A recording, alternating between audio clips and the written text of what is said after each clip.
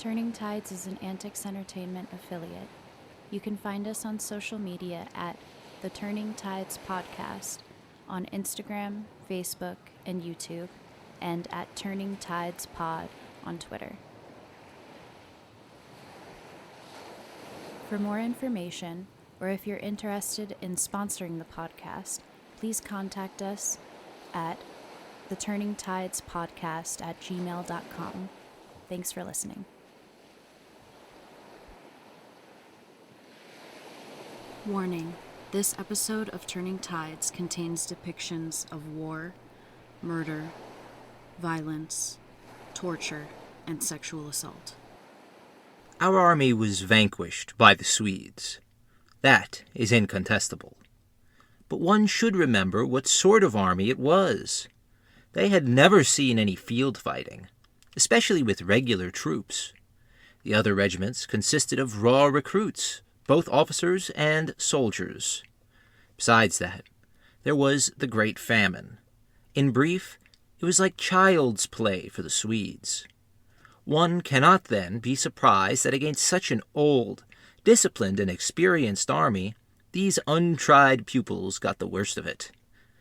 The victory, then, was indeed a sad and severe blow to us.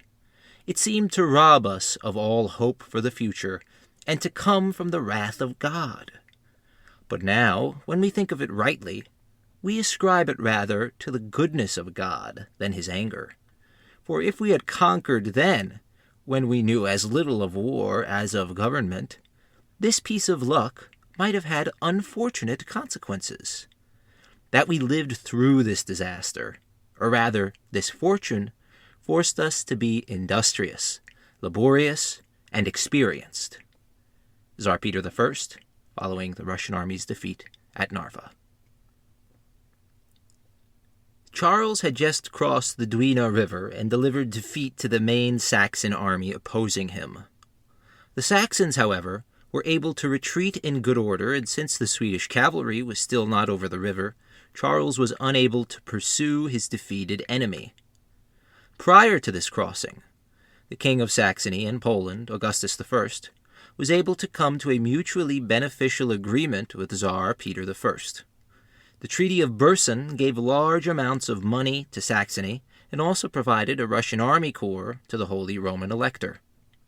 Charles, meanwhile, was determined to remove Augustus I from his position as King of Poland. He did this in the hopes of securing a quote-unquote lasting peace between the two countries, at Poland's expense. The Kingdom of Poland and Lithuania was a massive geopolitical entity which existed throughout the 16th, 17th, and 18th centuries. In terms of military prestige and power, the Kingdom of Poland was remembered for their elite cavalry. Amongst these men, the winged hussars are the most famous. Their disciplined, lightning-fast charges broke numerous enemies of the Commonwealth. Most famously, Polish cavalry lifted the Ottoman siege of Vienna and prevented the city's fall in 1683. By the start of the 18th century, Poland was not the same power it once was. Jan Sobieski, the former king, tried and failed to turn Poland into a hereditary kingdom under his line, but the country was rife with factionalism and noble infighting.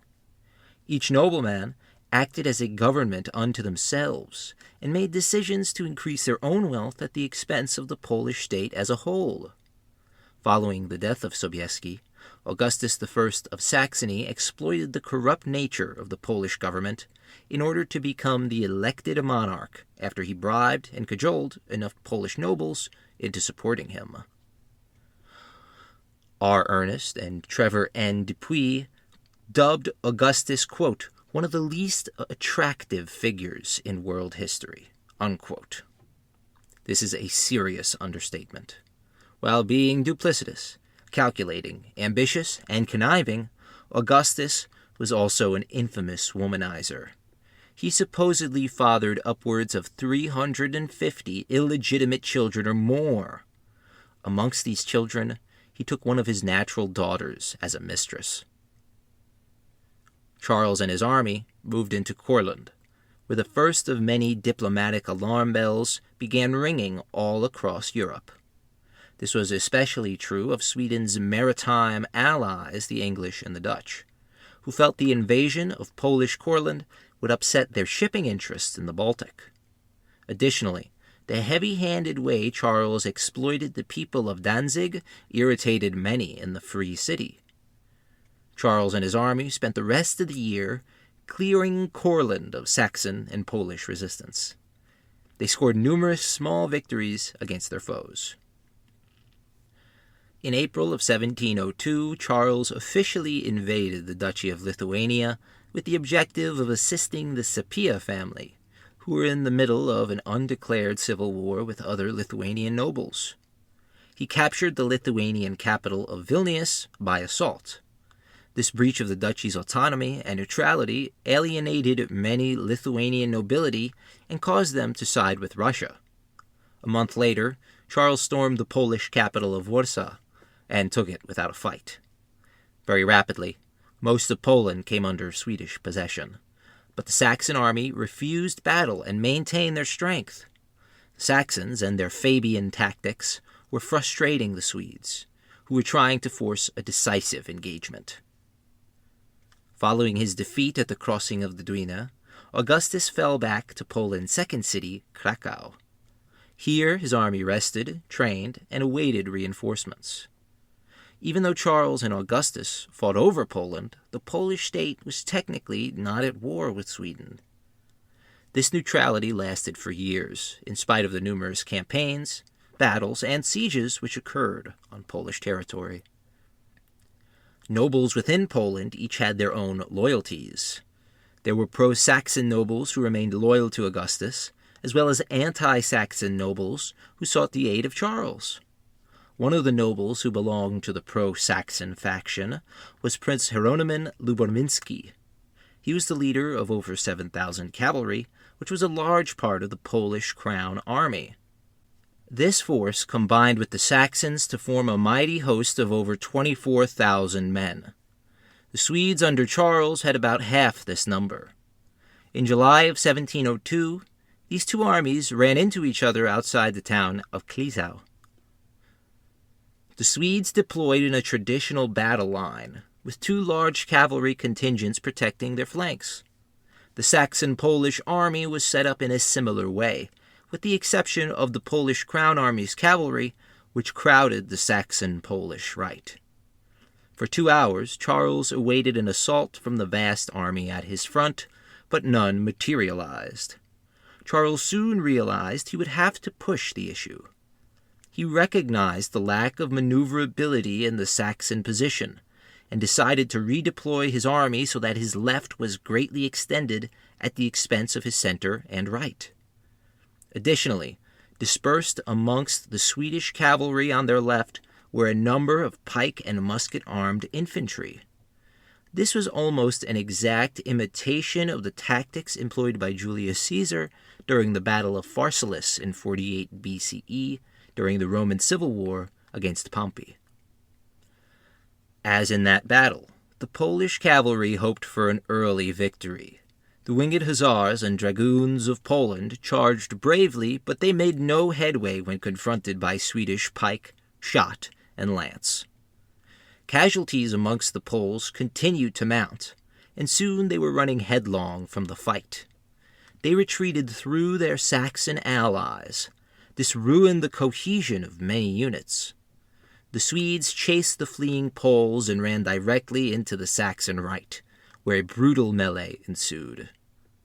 In the center and left, the Swedish army held the line against a vastly superior force. The Saxon center was hemmed in by the terrain, which protected their front, but rendered them unable to advance on the Swedes. On the Saxon left, the battle was truly decided. A Swedish cavalry force under John Reinskild was all that stood against a huge force of Saxon dragoons. The Saxons charged the Swedes, and they likely would have annihilated them if they had not stopped to fire their pistols and perform a caracole. This was a military maneuver where the horsemen wheeled their horses in a circle in front of the enemy, while firing their pistols and reloading on the retreat. Due to this, Reinskjold was given the time he needed to assemble a counterattack, and they charged the circling Saxons. This broke the entire force. At the same time, the situation on the Saxon right was rapidly deteriorating. The Swedes had managed to envelop this flank, and they were now threatening the rear of the Saxon host, while their center was being pushed by increasingly aggressive Swedish thrusts.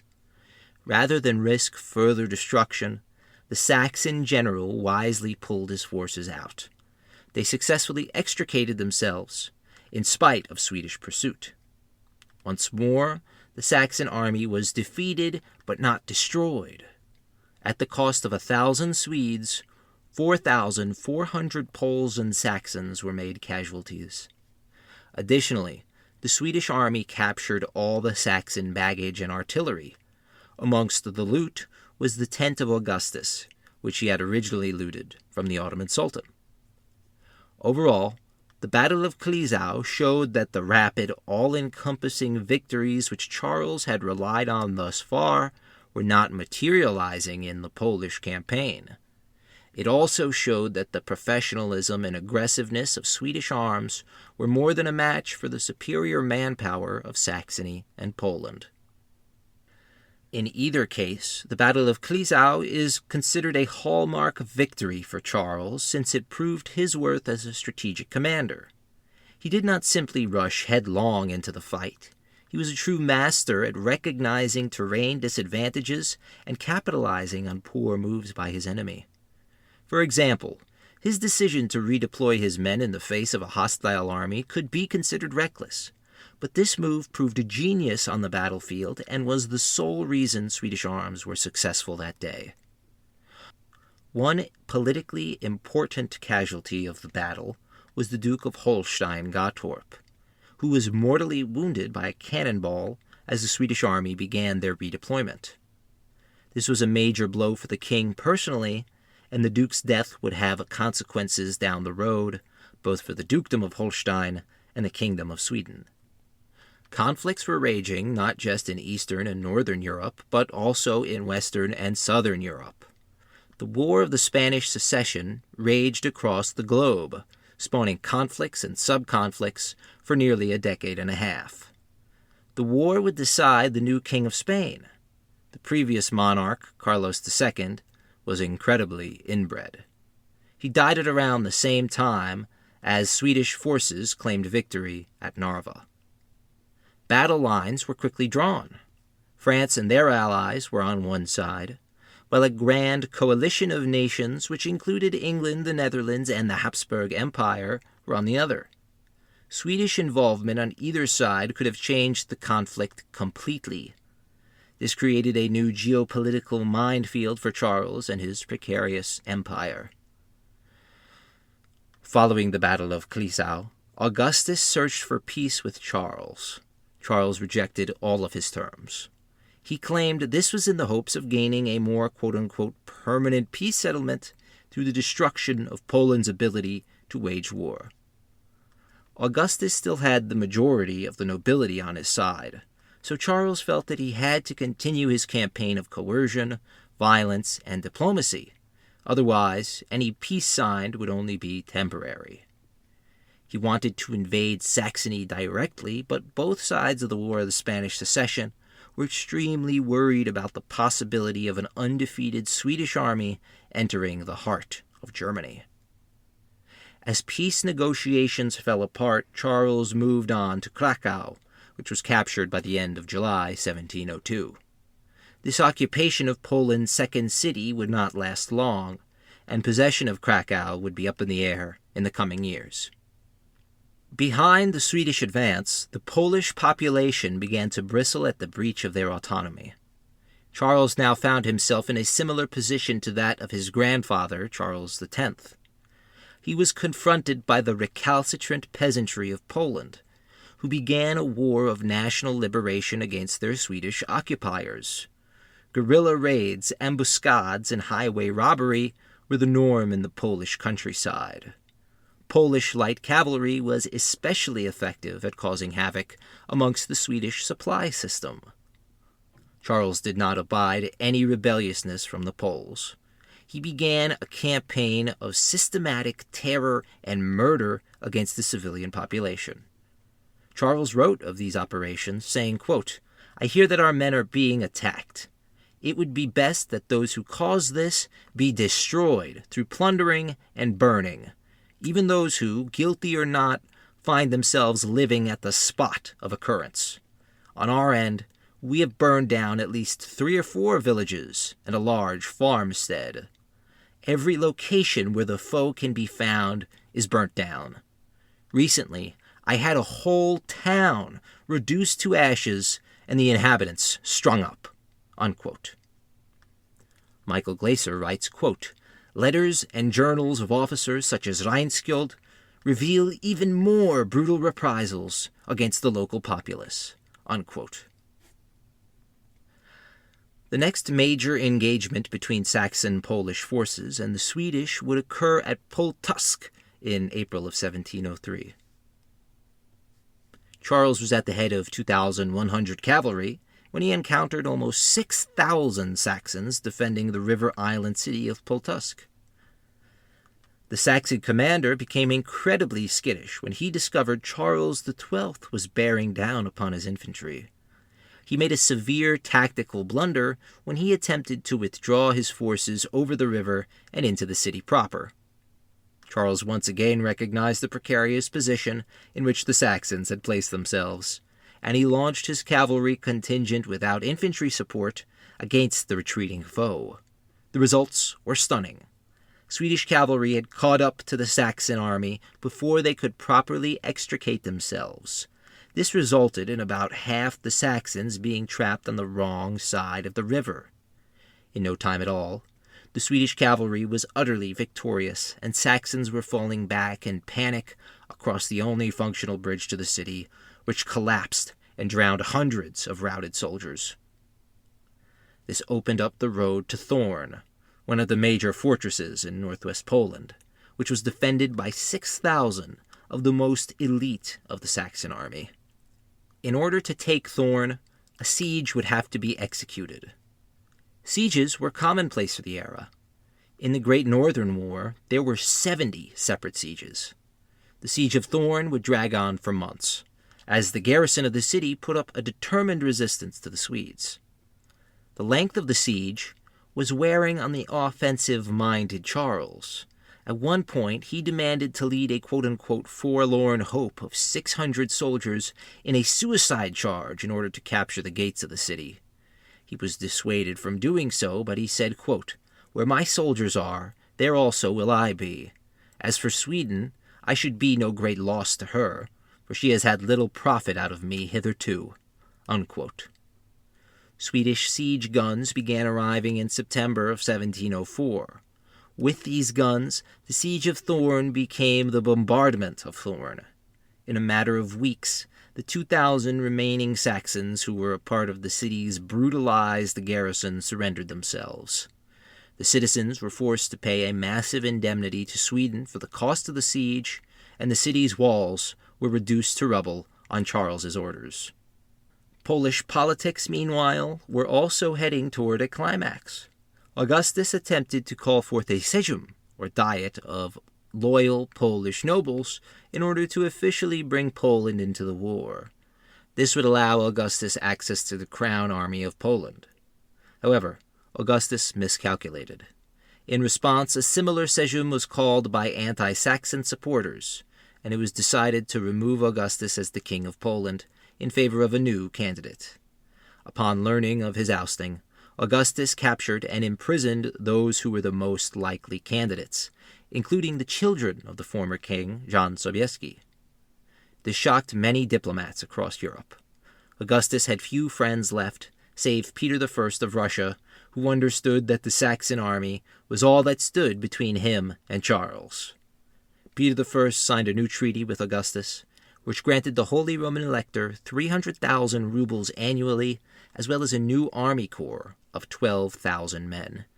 Additionally, Augustus had to promise not to sign a separate peace with Sweden and to keep the war on Polish soil. Charles was preoccupied with trying to find a puppet ruler to sit upon the Polish throne. This was easier said than done. Amongst those not imprisoned by Augustus, there were several choices. They included a native Polish candidate, a pro-French candidate, or a pro-Allied candidate. Each had their own issues. The pro-French candidate couldn't appease the Allies, and the same situation arose, in reverse, with the pro-Allied choice. This left the native Polish selection as the only possible option, but there were few from whom Charles could choose. Most did not have the ability, as well as the prestige, to govern the ever-rebellious Polish and Lithuanian Commonwealth. In time, Charles would settle upon the governor of Posen, Stanislaus Leszczynski. Swedish officers, like Arvel Horn, were under no presumptions about the Swedish pick. Horn predicted that once Swedish forces left Poland, the entire country would become a hotbed for rebellion and civil war. He was proved completely correct. Stanislaus would be elected king under Swedish military supervision. Finally, Charles had gotten what he wanted, and Augustus was no longer king of Poland. However, the Polish supporters of Augustus refused to recognize the legitimacy of this election. A pro-Saxon confederation declared war on Stanislaus and his faction in 1704. Poland was plunged into a civil war which raged on and off for another 3 decades. It was one of the main reasons Poland was so easily carved up by Austria, Prussia, and Russia at the end of the 18th century. It was around this time that Charles was asked to enter an alliance with the newly formed Kingdom of Prussia. Prussia may have been a brand new entity, but they had an incredibly strong army and were strategically positioned on the borders of German-controlled Sweden, Russia, and Poland-Lithuania. Their 47,000-man army would have been extremely helpful in Sweden's campaigns against Peter, but Charles refused to enter into an alliance with them. Their diplomats were asking for parts of Courland, as well as Polish land, which would have made Prussia a contiguous country. Charles found this to be unacceptable, as he believed the loss of Courland would hurt his country's food supply and geopolitical situation. The fact that Charles refused such a deal shows he was bullheaded and unable to compromise, especially when he set his mind on an objective. Following the coronation of Stanislaus in early 1705, Carl Gustafson Klingspor says, quote, "It came to our good king's mind no longer to permit Augustus to sleep in security, but at once to attack his strong city of Lemberg." Unquote. In reality, Lemberg was a completely isolated and out-of-the-way target. The city's capture would do nothing for the war effort, but Charles demanded the fortress capitulate to him. His sole reasoning was that Lemberg had never been taken before. This fortress had resisted the Ottomans on numerous occasions, but it fell to the Swedes in a matter of hours. Unfortunately for Charles, his assault of Lemberg left Warsaw bereft of adequate defenses, and the few thousand inside capitulated to a rapid-moving Saxon-Russian army led by the turncoat Patkul. King Stanislaus I was forced to flee the capital in which he had only recently been crowned. Charles once again marched his men on Warsaw and had to capture the city in a short fight. However, the majority of the Saxon army escaped destruction once more. Throughout the summer and early autumn of 1705, Charles hunkered down in Poland and awaited reinforcements which were constantly delayed.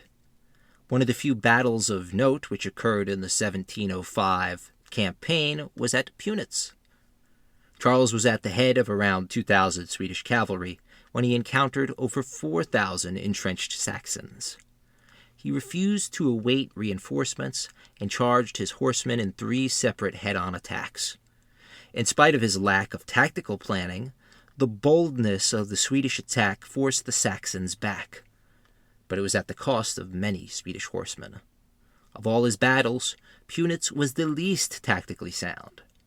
Charles would learn from this Pyrrhic victory, and adjust his tactics for future fights.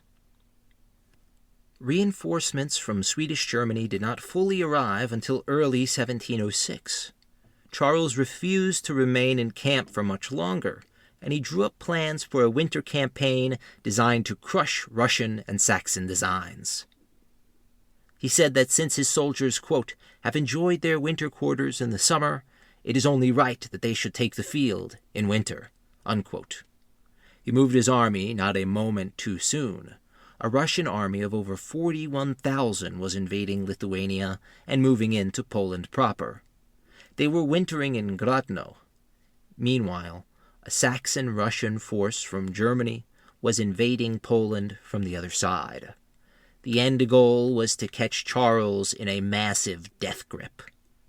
Charles split his men and took the majority of his forces, 21,000, towards Grodno to besiege the place. Around 8,000 to 10,000 Swedes remained behind. They were ordered to frustrate the Saxon-Russian army in the west. This smaller Swedish contingent was headed by General John Reinskjold. Within Grodno, there were over 20,000 Russian troops who were now cut off from the outside world by the Swedish siege.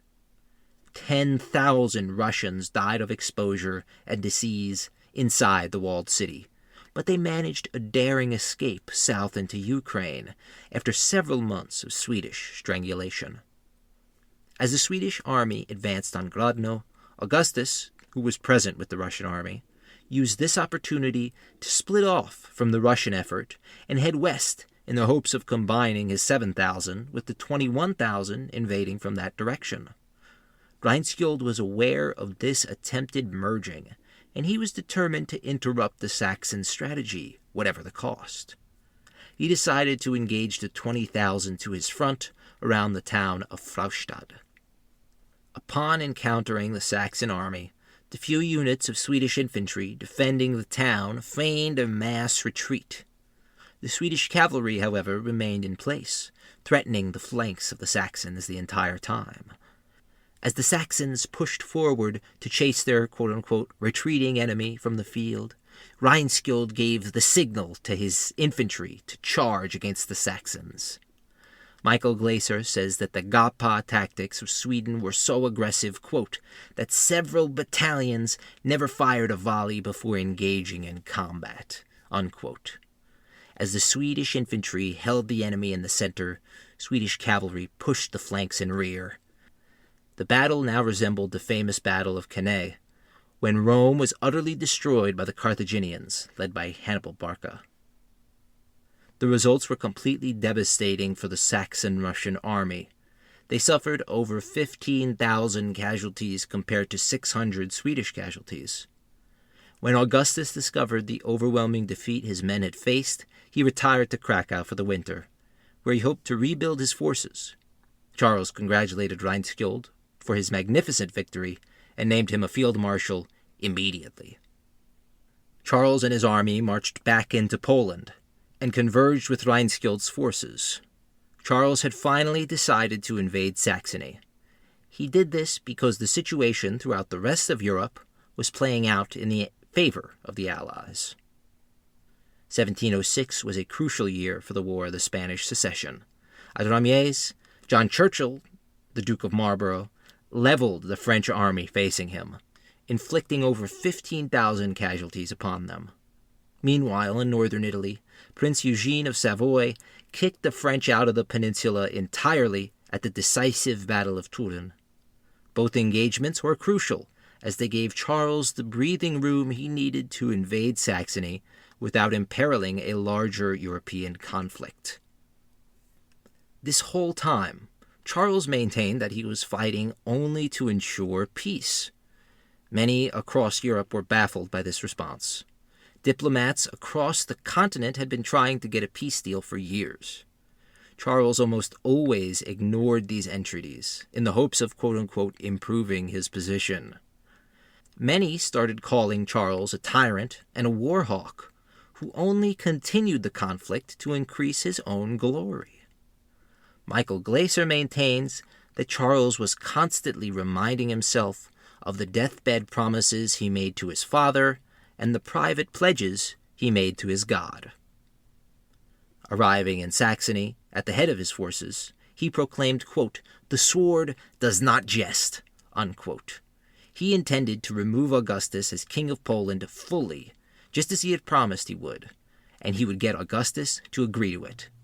In mid-September 1706, Charles and his men halted at Altranstadt, just outside Liegnitz. The Saxon government and people were tired, and their small country had suffered in excess of 50,000 casualties thus far. Augustus also seemed to realize that the jig was up. He submitted to Swedish demands. Michael Glaeser says, quote, "Augustus would renounce the Polish throne, recognize Stanislaus, immediately cease his alliance with Peter, and expel Russian troops, and relinquish any prisoners and deserters," unquote. This meant that Patkul, the one who started the anti-Swedish coalition, was finally in Swedish hands. Carl Gustafson Klingspor says, quote, "He was awarded his just deserts. After the trial was ended, a Swedish officer, who was acting as a clerk, read with a high voice a paper upon which were these words: 'This man, who had been proven a traitor unto his country, be broken and quartered as a reparation for his crimes and an example to others,' unquote." He continues later on, quote, "Patkul's right arm was first struck, as it took the executioner 3 mighty strokes to sever it from the body. Patkul then shrieked quite loudly, crying withal incessantly the name of Jesus, this continuing until both arms and legs had been broken. And altogether he received 15 blows. The poor sinner Patkul then cast his eyes upon the captain, praying, 'For the love of God, strike off my head! Strike off my head!' It took 3 good strokes before the head fell off," unquote. Upon his death, his body was further desecrated and quartered. His remains were placed upon spears set up around the Swedish camp. Klingspor concludes his thoughts on the whole ordeal by saying, quote, "I observed that the army was melancholy during this execution," unquote. Before the quote-unquote peace was publicly announced, Augustus tried one last time to have his cake and eat it too. He agreed to end the Russian alliance, but he refused to tell Peter this fact. This was done in the hopes of getting further Russian economic assistance. He tried to play the part of the dutiful ally to the bitter end, even invading southern Poland with an army. Augustus then tried to inform the local Swedish commander that his offensive movements were only a ruse, and that Swedish forces could and should retreat. The Swedish commander, who was not aware of recent peace talks, believed this to be a clever deception on Augustus's part, and he refused to retreat from his position. A battle inevitably ensued, which resulted in a Swedish defeat. This nearly upset the entire peace negotiations, until Charles made the bilateral move to announce the peace deal publicly to the rest of Europe. The duplicity of Augustus was plain for all to see, and he was finally out of cards to play. He bowed out for now, but he would be back when the time was right. Charles would spend the next several months, well into the new year of 1707, in the heart of Europe, where he would court diplomats from across the continent. For this, Nisbet Bain dubbed King Charles XII, quote, "the arbiter of Europe," unquote. Before leaving Germany for a massive invasion of Russia, Charles had to settle accounts with the Habsburg Emperor Joseph I. Charles threatened to march his army on Vienna if the emperor refused to recognize the rights of Protestants living in Silesia, who were supposedly being oppressed. Charles argued that he had every right to demand satisfaction from the emperor on this issue, since Sweden was a guarantor of the Peace of Westphalia, as well as a defender of all Protestants in Europe. The emperor submitted to Charles's demands, and when he heard protests from papal emissaries, he remarked thus, quote, "You may think yourself happy that the King of Sweden did not propose to make me a Lutheran, for if he had, I do not know what I might have done," unquote. As he marched through Silesia, bound for Russia, Charles was hailed by the Silesian people as a hero, and thousands bid the king good luck on his coming campaigns. Fresh off his victories in Flanders, the Duke of Marlborough was sent to Altenstadt to ease the tension between the Allies and the Empire of Sweden and figure out Charles's next move. The Allies were clearly worried that the age-old alliance between France and Sweden would be rekindled during this lull in the Great Northern War and the War of the Spanish Succession. Besides being a superb commander, the Duke of Marlborough was also a tactful diplomat, who arrived in late April of 1707. King Charles was busy living like a rank-and-file soldier, and he wore the same dirty cavalry uniform for days on end. He and the Duke got along well enough, but the Duke found Charles and his plainness to be a symptom of quote-unquote vaingloriousness, while Charles found the Duke to be a quote-unquote dandy and someone who played at war instead of fighting with his men. Overall, however, both men remained cautiously respectful of each other.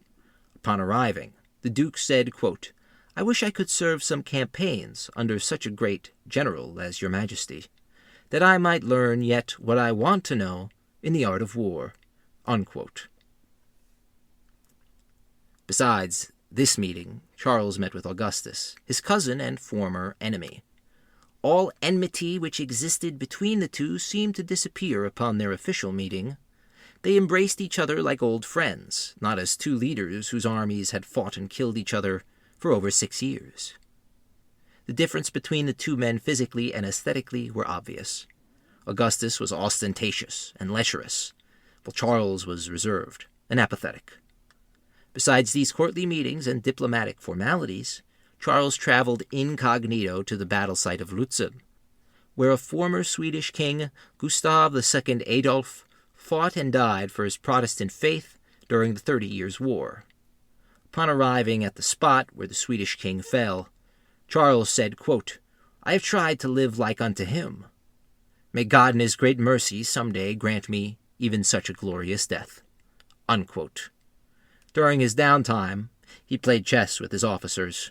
He was notorious for using his king in an offensive manner.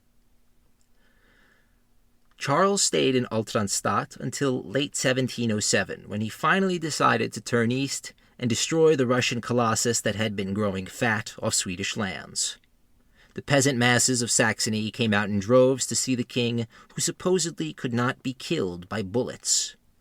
Bain also came out to wish him well and beg him to stay. During these many months, Charles extracted vast amounts of wealth from Saxony, but very little of it came from the common man. Our Nisbet Bain says, quote, "The contributions he had levied had fallen for the most part on the privileged classes, who pleaded their exemption from taxation in vain before a king whose cardinal economic maxim is that the rich and noble should pay not less, but more than their poorer brethren." Unquote. Germans joined the Swedish ranks en masse, enthused by Charles and his presence in their land. Charles now fielded the largest army he had ever or would ever command. There were over 40,000 troops who were highly trained and magnificently equipped with the best Swedish society could provide. The sight of these tens of thousands of blue-clad warriors filled many diplomats present with dread. Charles marched back into Poland and onward to the most climactic engagement of the Great Northern War. For the past 6 years he had fought, bled, and wasted valuable time trying to bring Poland to heel. Ultimately, Charles succeeded, and several of his most famous victories occurred during this Polish campaign. These 6 years defined the image of Charles across Europe as well. He was no longer the victimized teenager who took on several opponents and won against the odds. Now he was seen as a bully and a butcher of civilians who cared little for his country's continued existence or the lives of his soldiers. Robert Frost contends, quote, "The Great Northern War was largely won and lost in the Commonwealth of Poland long before 1709. For despite the fact that Charles won every battle that mattered, he was comprehensively outmaneuvered by Peter, who showed a far surer grasp of Polish politics than Charles." Unquote. Peter exerted political power in Poland, but he exerted military power in Swedish Ingria and Courland. Following the disastrous Battle of Narva, Peter cobbled together an army of 23,000 in Novgorod, which he intended to use to halt any further Swedish advances on Russian territory. Peter did not have to wait long for Charles to begin his Polish offensive. This granted Peter the initiative he needed to invade Swedish Ingria in 1701. Opposing Peter were two separate Swedish armies. One was located in the Baltic region, and the other was located in southern Finland.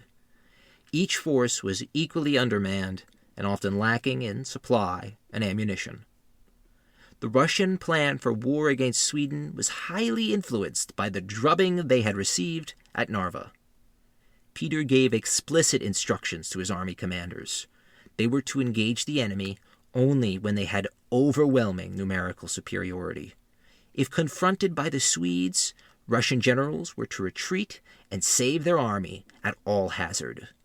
Peter was determined to choose when and where the fight occurred, and this gave him the edge over the aggressive Gapa charges of the Swedes.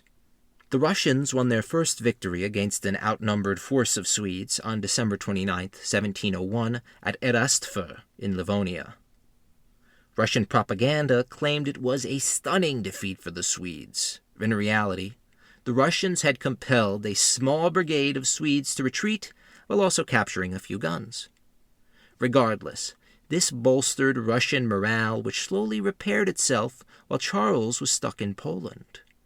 One of the main reasons Russia even entered the war was to gain a warm water port in the Baltic. Peter believed that strong nations had strong navies. This belief was espoused hundreds of years before it was popularized by naval thinkers in the late 19th century. Two Swedish forts guarded the entrance to the Neva River, which would have to be captured for Peter's dream to be made reality. A 12,000-man army, led by Peter personally, besieged the fort of Notburg on the mouth of the Neva. The small Swedish garrison resisted stubbornly, even inflicting more casualties on the Russians than the Swedish had men. But the overwhelming force of the bombardment and countless Russian assaults were taking their toll. The fort's garrison surrendered the next day, rather than be wiped out by another Russian assault. By May 1703, the Swedish sister fort of Nyenskans fell to the Russians as well. Following the conquests of these two forts, Peter laid the foundation for, quote, the Russian answer to Amsterdam, to London, to Venice, unquote, according to Michael W. Simmons. Peter named the city which sprang up around the forts St. Petersburg. According to Russian legend, Peter buried a box around the original foundations of the city, which is said to contain the bones of Russia's patron saint. As he did this, an eagle, the symbol of the Romanov house, supposedly landed on a tree right above where Peter stood. Peter had built the foundation for a city, but it was totally empty. He needed a population to work and live there, so he demanded the nobility of Russia move to St. Petersburg from Moscow and bring all their serfs with them. More than this, he demanded they all build their new houses, quote, in the English style, unquote. Life in the city was hard at first. Many died from the swamp-like conditions which bred disease in the summer months. Besides this, Russians were not used to their new life on the water. Few Russian nobles would dare enter a boat unless directly ordered by Peter. It took generations of Russian serfs taming the wilderness before St. Petersburg truly shined as the new Russian capital. Starting in 1704, Peter began his invasion of the Baltic provinces and besieged Dorpat as well as Narva. Dorpat held out relentlessly with over 5,000 Russians dying throughout the course of the siege. Narva was even more zealous in their stubbornness. The Swedish government made numerous attempts to lift the siege, or at least provide supplies for the men inside the city. These all failed, and each day, Russian siege artillery inched closer. On August 7th, 1704, one of the main Swedish defensive bastions collapsed. Russians stormed the unexpected breach, while the Swedish garrison fought stubbornly to hold the line. R. Nisbet Bain says, quote, 3,000 Russians fell in the breach, but might prevailed at last. The Tsar was Lord of Narva, unquote. Russian units began a massacre of the Swedish population inside Narva, and only halted when Peter demanded they cease. Swedish armies in Poland responded in kind and executed scores of Russian prisoners in a series of revenge killings. The Russians moved on to the rest of Livonia and Courland. Here a small Swedish army under Adam Ludwig Lowenhaupt was defying Russian and Polish armies many times his size. In 1703, he completely routed 5,200 Poles and Russians with only 1,300 men at his command. For the next 5 years, Lowenhaupt utterly frustrated all Russian attempts at invasion. In 1704, with only 6,000 men, he crushed a Polish-Russian army of 12,000 at Jakobstadt. In 1705, Peter launched a committed invasion of Lithuania with the objective of overrunning Lowenhaupt's small army.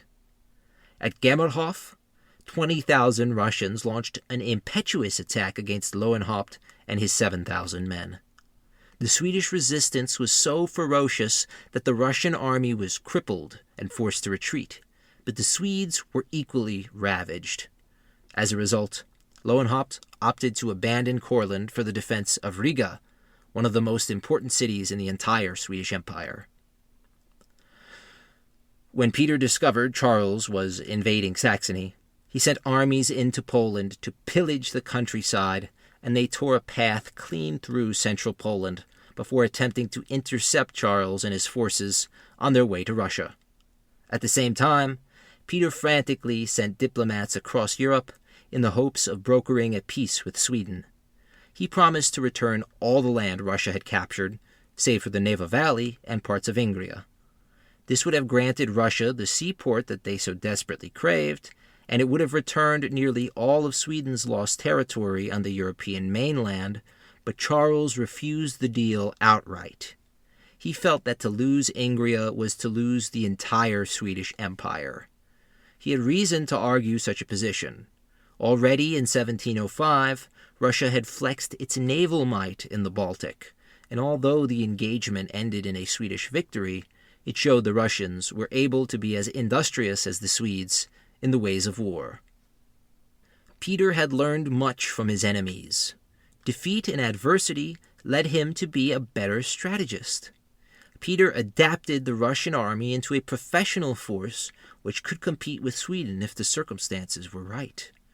Charles, however, continued to view the Russians as quote-unquote barbarians who were unable to learn new tricks. This bigoted view of Russians contributed greatly to the defeat of Charles. Peter, meanwhile, remained awestruck and rightly afraid of what the Swedish lion could do to his forces if given the opportunity. This begrudging fear forced Peter to adapt and overcome the supposed quote-unquote superiority of Swedish arms. Peter proved that those who discount their enemy based simply on their past experiences and perceived superiority are doomed to fail. Additionally, Russia had ample time to rebuild and reforge their armed forces while Charles had his sights set on Poland.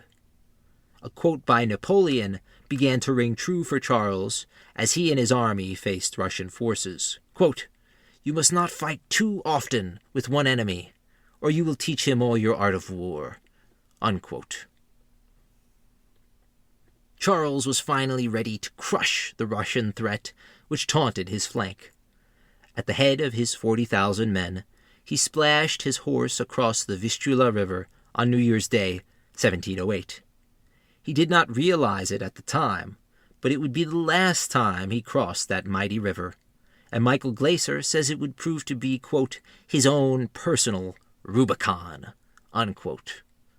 The Swedish army was planning a campaign designed to capture Moscow and reduce Russia to little more than a memory. he would have to battle marauding armies, disease, and the weather itself in order to achieve his goal. To hear whether Charles succeeded, you'll have to wait for the next episode of Turning Tides, Tyr in Exile. I'm your host, Joseph Pascone. Thank you so much for listening, and have a great day. If you like what you heard today, you can support us by donating on PayPal at Turning Tides Podcast 1. Thanks for the support, and thank you for listening. If you like what you've heard, we'd really appreciate it if you take the time to rate and review Turning Tides on whatever platform you use to listen, and share the show on social media. It really helps us to bring the show to more listeners. Thank you guys so much. Thank you to everyone for listening. We'd also like to say thank you to Movo Photo. We use their sound equipment for this podcast, as well as all of our other projects at AntiKs Entertainment. They make great equipment at great prices, and we really appreciate that they make content creating so accessible for indie creators like us. Check them out on social media at Movo Photo, MOVOPHOTO. Thank you again.